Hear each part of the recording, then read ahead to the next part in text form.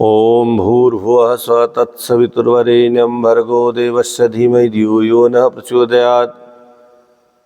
भाइयों बहनों, दुख का कारण क्या हो सकता है, ये कई बार मन में विचार आते हैं कि आखिर में दुख क्यों आता है। तो कई विद्वान लोग कहते हैं दुख के दो कारण हो सकते हैं। एक तो अपेक्षाएं किसी से हम करते हैं, दूसरी कामनाएं, ये दुख देती है। आइए इस पर हम चर्चा करें। उसके पहले आपसे निवेदन है, आप हमारे YouTube चैनल प्रकाश मार्ग को लाइक करें, शेयर करें, सब्सक्राइब करें। ज्ञान की चर्चा को आगे बढ़ाने में आप हमारा सहयोग करें। एक सेठ जी ने पंडित जी को निमंत्रण दिया भोजन के लिए। अब जो पंडित जी थे बड़े विद्वान थे और चूंकि उनका कोई अनुष्ठान भी चल रहा था उस समय, तो उन्होंने कहा सेठ जी मैं तो नहीं आ पाऊंगा, पर मेरे दो चेले हैं, दो शिष्य हैं, वो आपके यहाँ भोजन करने आएंगे। सेठ जी ने कहा गुरु जी कोई बात नहीं, आप इनको भेज दीजिएगा। उन दोनों चेलों को भेज दिया। दोनों चेलों को भोजन कराया। भोजन करके वो आए। सेठ जी के यहाँ से जब वो लौटे तो अपने गुरु जी के पास गए। तो गुरु जी ने क्या देखा कि एक चेला बड़ा प्रसन्न है, दूसरा बड़ा नाखुश है, अप्रसन्न है। उनने उनसे पूछा भाई क्या बात है, क्या सेठ के यहाँ भोजन करने गए तो सेठ ने कोई भेदभाव किया, एक को अच्छा खिलाया दूसरे को खराब खिलाया? गुरुजी बोले नहीं। अच्छा ये बताओ सेठ जी ने आदर भाव में कोई कमी पेशी रखी या कम ज़्यादा करा? उन्होंने कहा ये भी नहीं। बोले जिस स्थान पे आपको भोजन के लिए बिठाया तो कोई ऊपर नीचे स्थान रखा दोनों का अलग अलग? उन्होंने कहा गुरुजी ये भी नहीं। तो फिर दुखी क्यों है?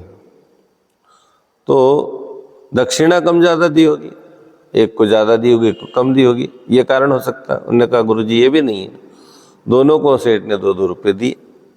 तो फिर दुख का कारण क्या है? उसने दुखी चेले से पूछा।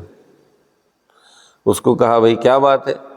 चेले ने कहा गुरुजी दुख इस बात का है कि हम इतने बड़े सेठ के यहाँ गए और भोजन कराया तो मेरे मन में ये भाव था कि सेठ जी आज बड़ी दक्षिणा देंगे, बहुत बड़ी दक्षिणा देंगे, और ये मन में भाव था।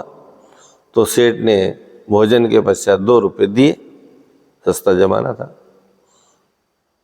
तो दुख का ये कारण है मेरा। तो गुरु जी ने पूछा दूसरे से कि बेटा तुम बताओ, तुम खुश क्यों, प्रसन्न क्यों? उन्होंने कहा गुरु जी मैं खुश प्रसन्न इसलिए हूँ कि मैं जब गया था तो मेरे को पता था कि सेठ थोड़ा कंजूस प्रवृत्ति का व्यक्ति है, और कंजूस प्रवृत्ति का है तो मेरे को लगा था कि ज़्यादा तो क्या देगा, कहीं भी 50 पैसे दे देगा, एक आध धेला देगा, 1-2 धेले देगा, 50 पैसे देगा, इतने से ज़्यादा उम्मीद थी नहीं।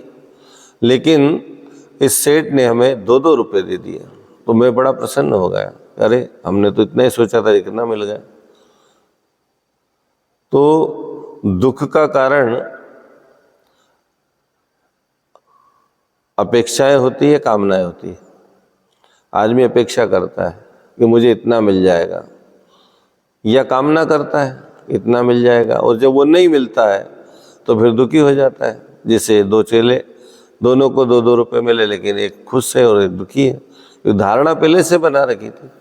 तो मनुष्य जीवन में दुख का कारण उसकी धारणाएं भी पहले से बनी हुई प्रवृत्तियाँ हैं, जिसमें आदमी पहले ही सोच लेता कि ऐसा हो सकता है या ऐसा होने वाला है, इसलिए आदमी ऐसा ही जीने लगता है और वैसी सोच के कारण दुखी हो जाता है। हम धारणाएं क्यों बनाएं? परमात्मा को जैसा रखना है वो रखेगा, उसकी व्यवस्था है। सुख भी आएगा दुख भी आएगा, और दुख आया है सुख आएगा। कोई भी चीज टिकने वाली नहीं है। सुख आ जाए तो भी नहीं टिकेगा, दुख आ जाए तो भी नहीं टिकेगा। इसलिए कोशिश करना चाहिए कि हम सुख में भी प्रसन्न रहे, दुख में भी प्रसन्न रहे, सुख को बांटें और दुख को भी बांटें, सुख को औरों तक पहुँचाएं और दुख को भी बटाने का प्रयास करें।